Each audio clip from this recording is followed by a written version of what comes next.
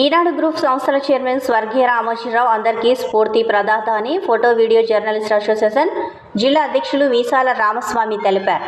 ఈరోజు కర్నూలు నగరంలోని కలెక్టర్ కార్యాలయం, సమాచార శాఖ కార్యాలయం పక్కన మీడియా రూమ్ దగ్గర స్వర్గీయ రామోజీరావు 88వ జన్మదినం జాతీయ పత్రికా దినోత్సవం సందర్భంగా మీసాల రామస్వామి ఆధ్వర్యంలో స్వర్గీయ రామోజీ చిత్రపటానికి పూలమాలలు వేసి నివాళులు అర్పించే కార్యక్రమం చేశారు.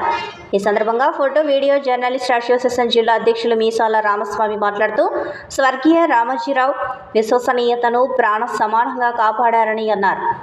ఉమ్మడి ఆంధ్రప్రదేశ్లో కుట్రలను ఛేదిస్తూ సాహసమే ఊపిరిగా జీవించారని చెప్పారు.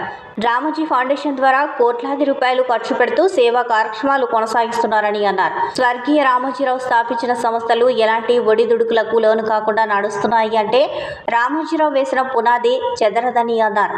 ఆయన కన్న కలలకు సహకారం లభించాలని కోరారు.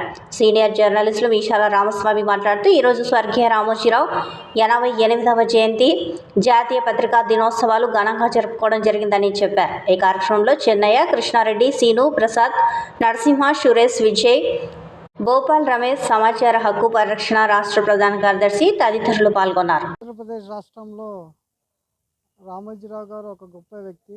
ఆయన చాలామందికి ఉపాధి కల్పించడమే కాక రెండు తెలుగు రాష్ట్రాలని ఒక వెలుగు నింపేలా, వారి బతుకుల్లో జీవనం అనేది వెలుగులా నింపారు. అయితే ఇప్పటికీ ఆయన పుట్టి 88 సంవత్సరాలు అయింది. ఈరోజు మేము 88వ సంవత్సరం సందర్భంగా ఆయన జయంతి సందర్భంగా మీడియా రూమ్ దగ్గర కేక్ కట్ చేసి ఘనంగా ఈ ప్రోగ్రాం జరుపుకున్నాము.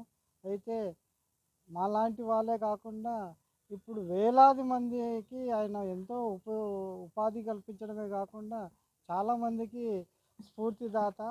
అయితే అలాంటి వ్యక్తి మళ్ళీ జన్మించాలని చెప్పేసి మనమందరం కోరుకోవాల్సిన అవసరం ఉంది.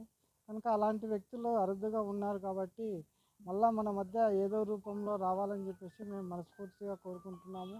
అయితే ఈనాడైతేమి, ఈటీవీ అయితేమి ఎంతోమందికి సమస్యల పరిష్కారంలో కానీ, అలాగే ప్రభుత్వానికి చేదోడు వాదోడుగా ఏ ప్రభుత్వం వచ్చినా కూడా ఈనాడు అనేది అలాగే నిలబడిపోయింది.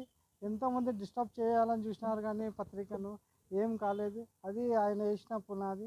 ఆ పునాది చాలా గట్టిది కనుక చాలామందికి ఉద్యోగ అవకాశాలు, చాలామందికి ఈ ఉపాధి కల్పించిన ఆయన గొప్ప వ్యక్తికి మేము శిరస్సు వంచి ధన్యవాదాలు తెలుపుతూ ఆయన జయంతి సందర్భంగా మేము వేడుకలు జరుపుకోవడం జరిగింది.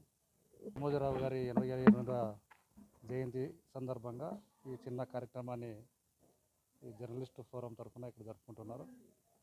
ఆ యొక్క మహనీయుడు చేసిన బాటలో మాకు ఉపాధి అవకాశాలని, అదేవిధంగా మా జీవితాలు వెలుగు నింపినారని చెప్పని, మాకు రకంగా మార్గదర్శి అని చెప్పని ఆయన కొనియాడడం జరిగింది.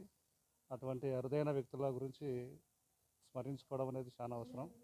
భవిష్యత్తులో జర్నలిస్టు యూనియన్లకు, జర్నలిస్టులకు అన్ని పత్రికలు అండదండగా ఉండాలని చెప్పని కోరుకుంటున్నాం.